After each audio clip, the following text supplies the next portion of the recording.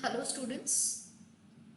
Students, we have started with the ninth chapter, that is control and coordination. And in the previous session, we have just started with it. So we have just studied about the neurons. Then we studied the types of neurons and the three ways to classify them. And then we studied about the glia cells or the neuroglia cells. Okay, so we studied the types of these neuroglia cells. Now in today's session, we'll be starting with a new topic of the chapter, that is synapse. Okay, so synapse, it is a junction between the two nerve cells with a minute gap. Okay, and this minute gap between the two nerve cells, it is known as synaptic cleft.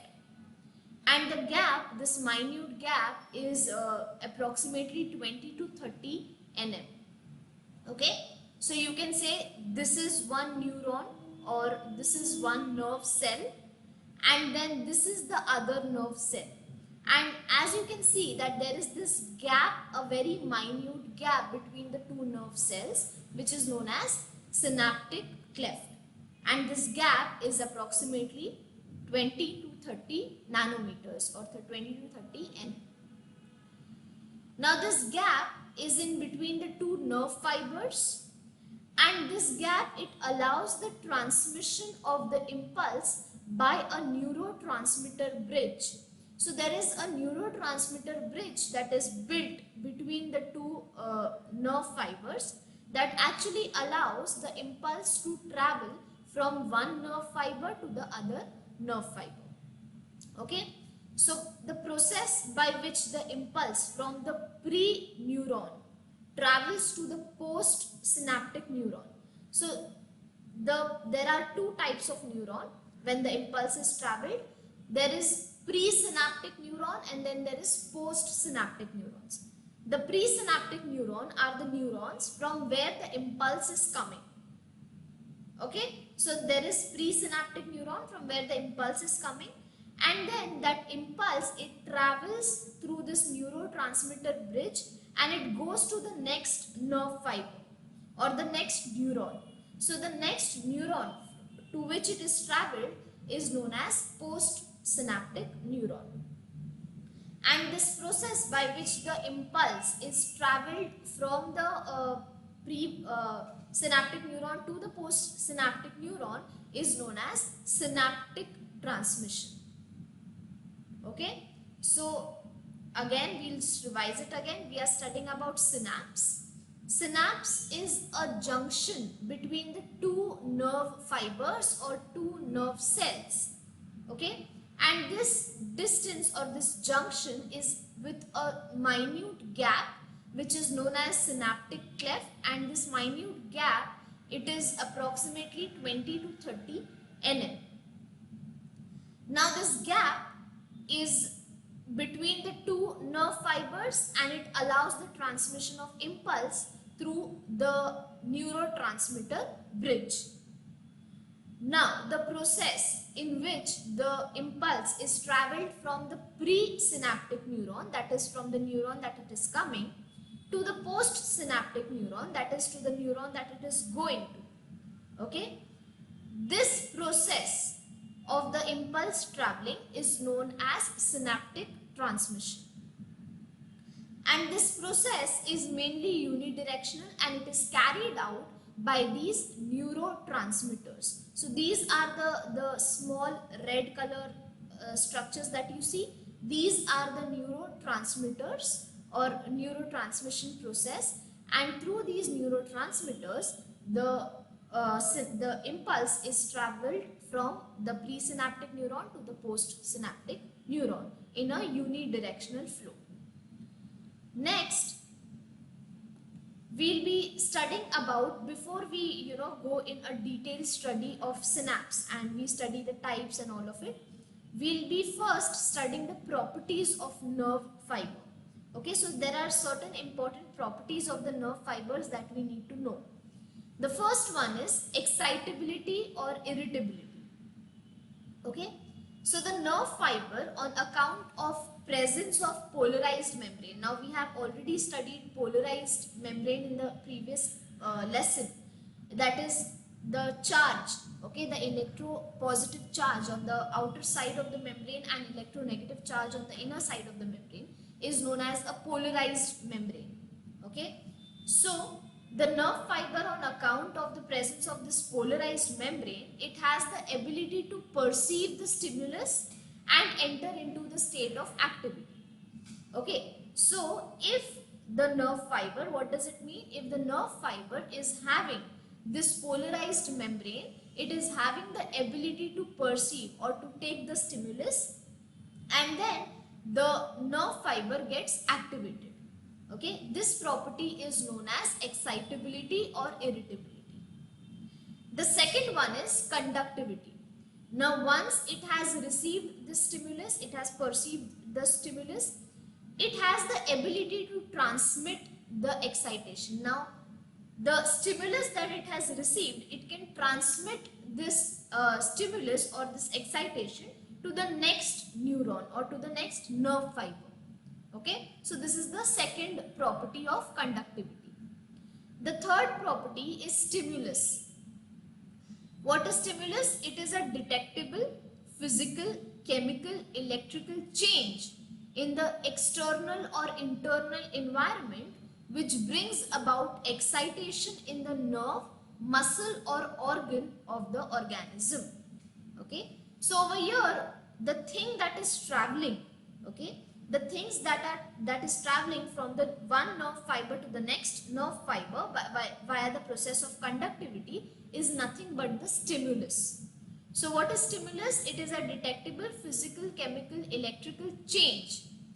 This change can be either in the external environment or the internal environment, and this change brings about excitation in the nerves. It can bring about excitation in a particular cell, the muscle or the organ of the organism. The fourth property is summation effect. Now a single subliminal stimulus will have no effect. What is subliminal stimulus? A weak stimulus. Okay, so a single subliminal stimulus will have no effect, but if many such weak stimuli are brought together, okay, or many such weak stimuli are given in a quick succession, they may produce impulse. Why will they produce impulse when they are in, when there are multiple such weak stimuli? They will produce this impulse due to the addition of stimuli. Okay, so this addition or this summation of the stimuli is known as the summation effect. What does the summation effect says? It says if there is a single weak stimuli or single subliminal stimuli, it will not bring any effect. But if multiple of these weak stimuli are brought together, or if these weak stimuli are given a quick succession, they may produce impulse, because they may produce impulse due to the addition of stimuli or the summation of stimuli. This is summation effect. The next one, the next property is all or none law. What does this property mean? It says that the nerve will either conduct the impulse along the entire length of the nerve fiber, that is, it will take it from the dendrites and it will, it will go through the axon and then at the axon terminal, and then it will be given to the next nerve fiber, or it will not conduct it at all. Okay, so either it will complete the it will complete the complete conduction, that is the nerve fiber will take the impulse and then it will the impulse will travel throughout the length and goes to the next nerve fiber, or it will not conduct the impulse at all. So this is what is all or none law. Either it can be all or it will be none. The next one is refractory period. Now refractory period is, it is a time interval, and this time interval is about milliseconds. Okay, so during this millisecond or during this time interval, the nerve will fail to respond to the second stimulus. Okay, that stimulus, the second stimulus, can be as strong as it can be, but still the nerve will fail to respond to the second stimulus. And the example for this, understanding this refractory period, is a performer that delays the response. So suppose there is a performer who's performing, okay, and if that performer, it delays the response, it will delay until it understands it, how to respond, and then it will initiate the further response. Okay, but the time between the two responses, okay, that time, it can be that is known as a refractory period. Okay, and even if the second impulse or the second response is given, that response will be not as normal as the first one. Okay, so this is what is refractory period, that is, it is a time interval during which a nerve will fail to respond the second stimulus. The next one, the last property, is velocity. Okay, the velocity of the nerve fiber. Velocity is the rate of transmission of impulse in is higher in long and thick nerves. Okay, so the velocity or the rate of transmission of the impulse is higher, it is said it is higher in long and thick nerves. If we do other comparison, the velocity or the rate of transmission, it is higher in warm-blooded animals than in comparison to cold-blooded animals. Okay, so the warm-blooded animals, you can say either the birds or the mammals. Here in birds and mammals, the rate of transmission of the impulse in the nerve fiber will be higher compared to the cold-blooded animals like fishes, reptiles and amphibians. Now this velocity, if we do further comparison, the velocity of transmission in voluntary fibers, okay, the voluntary fibers is higher, and this is 100 to 200 meter per second in a man. And this velocity of transmission is automatic nerves is lower. It is only 10 to 20 meter per second. So if you see the comparison between the two, it is a lot of a difference. In a voluntary fiber, it can be 100 to 200 meter per second, and in an automatic nerve, or you can say non-voluntary fiber, it is 10 to 20 meter per second. So this was about the velocity. So we have studied the properties of the nerve fiber. Now next, let us again go to the synapses, and we'll understand the types of synapse now. So there are basically two types of synapse that we are going to study. The first one is electrical synapse. The electrical synapse, the synapse gap between the neighboring neuron is very narrow. So in electrical synapse, if there is an electrical synapse, the gap between the neighboring neurons, the two neurons, it is very narrow. Okay, the synaptic cleft, you can say, it is very narrow. So this is the gap between the two neurons. This is the first neuron, or you can say the presynaptic neuron, and this is the postsynaptic neuron. In between the two neurons, the gap is very narrow. The synapse between such close neuron is mechanical. Okay, so the synapse is mechanical, and the electrical conductive link is formed between the pre and the post synaptic neuron. So there is this electrical conductive link which is produced between the two, and because of this electrical conductive link, the impulse can be, or the electrical impulse rather, can be traveled mechanically from the presynaptic neuron to the postsynaptic neuron. The gap junction that we just spoke about, the very narrow gap junction between the two neurons, it is very narrow, and the distance is just 3.8 nanometers or 3.8 nm. Now the transmission across the gap is faster because the distance is very less, it is just 3.8 nm. The transmission across this gap is very faster, but it also depends upon the connection between that is located between the two gaps, or in the gap between the two neurons. Now the electrical impulse, it is found in places of the body where the body is requiring faster response, okay, which is known as the defense reflexes. Okay, so at certain point, at certain regions of your body where the body requires a quick response, at that particular position the electrical synapse or the electrical synapses are present, okay, so that the body can respond quicker to the stimuli. This electrical synapse, it can be both, it can be unidirectional or it can be bidirectional. So this is about the electrical synapse, where the gap between the two neurons, it is very small or it is very narrow, it is just 3.8 nm, and the synapse between the two neurons in electrical synapse is mechanical. Okay, but this mechanical synapse also depends upon the conductive link, or the, you can say, the connection that is present in the gap. The transmission in the electrical synapse is again, it is faster, but it also depends upon the link or the connection that is located.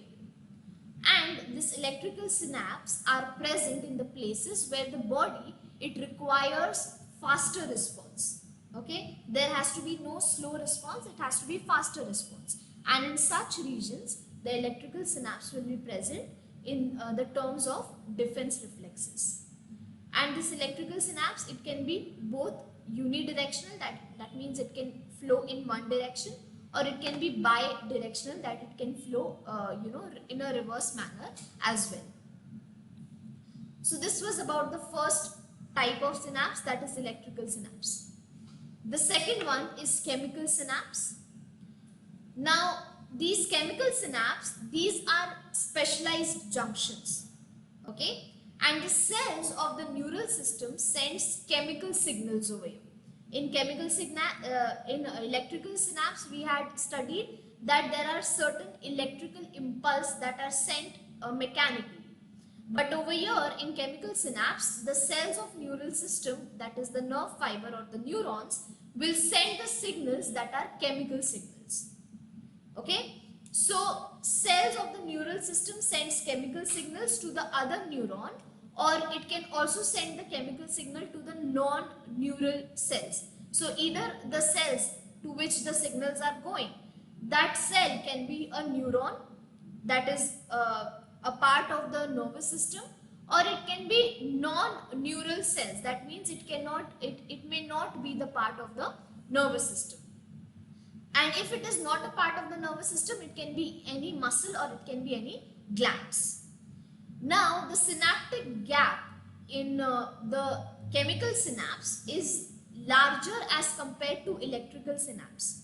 In electrical synapse, we had studied that the gap was just 3.8 nm, but over here the gap is more, it is broader in width, it is approximately 20 to 40 nm. Now when we study electrical synapse, there are three components, okay, the three components of a typical electrical synapse, chemical synapse. Let us study the three components. The first one is the presynaptic terminal. So this is the presynaptic terminal, where mainly it is the axonic terminal. That means if we speak about a complete nerve fiber, the last terminal end, that is the axon, is the presynaptic terminal. Then there is the synaptic membrane of the postsynaptic terminal. So if this is the synaptic the postsynaptic terminal or the postsynaptic cell, there will be this postsynaptic membrane that will be present over here. Okay, so the second component is the synaptic membrane of the postsynaptic cell. And then there is this postsynaptic neuron that will receive the impulse. Okay, so the three components are the presynaptic neurons or the presynaptic terminals, that is mainly the axonic terminals. Then in between there will be a synaptic membrane of the postsynaptic cell, that is usually the dendrites or of the next neuron, you can say, or it can be, if it is neural, and if it is non-neural cell, it can be either glands or it can be muscles. And then there will be postsynaptic neuron. Now let us study further about the chemical synapse. Let us study how it functions. So the impulse, it travels along the axon. Now if you see this diagram over here, this is the cell body of one neuron, and then goes the axon, and then there is this terminal ends of the axon where you can see these knobs at each fiber. Okay, and each of this knob, or you can say some of these knobs, are connecting to the dendrites of the next neuron. Okay, that is how each neuron is connected to the next neuron.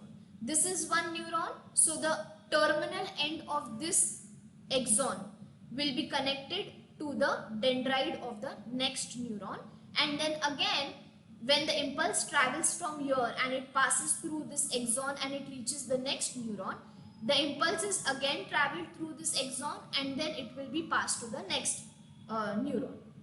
So the impulse travels along the axon of the presynaptic neuron to the axon terminal. So this is the presynaptic neuron. Okay, presynaptic neuron, once again, from the area from where the impulse is coming. Okay, so this is the presynaptic neuron, suppose. So the impulse is traveling from the axon of this presynaptic neuron to the axon terminal. This is the axon terminal. Okay, and it reaches this synaptic knob at the end. These are known as the synaptic knobs. Now these knobs have membranous sac. Now please come to the diagram over here.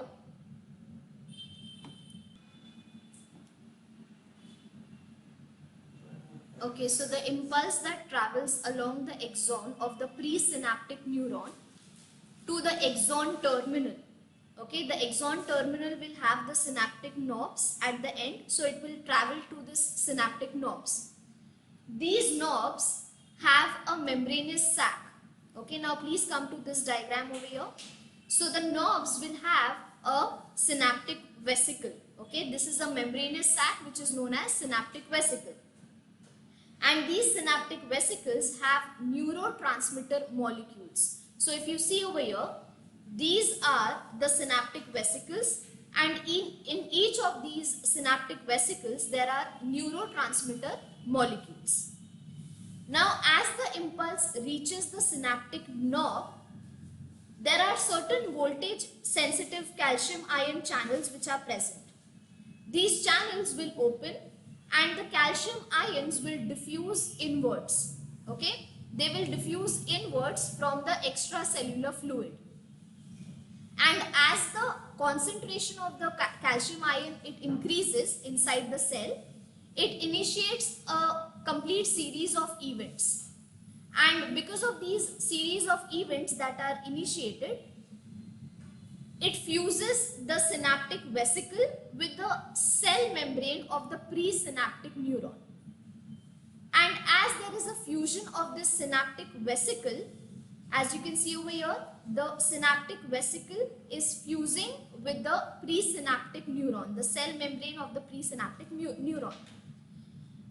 They will release this neurotransmitter by exocytosis. So if you see over here, from each of the synaptic vesicle, there are these neurotransmitters that are released. Now once this neurotransmitter binds with the receptor of the postsynaptic neuron, this is the postsynaptic neuron, and the postsynaptic neurons will have certain receptors. The neurotransmitter which has come from the presynaptic neuron will be received or will be bind to the receptors of the postsynaptic neuron.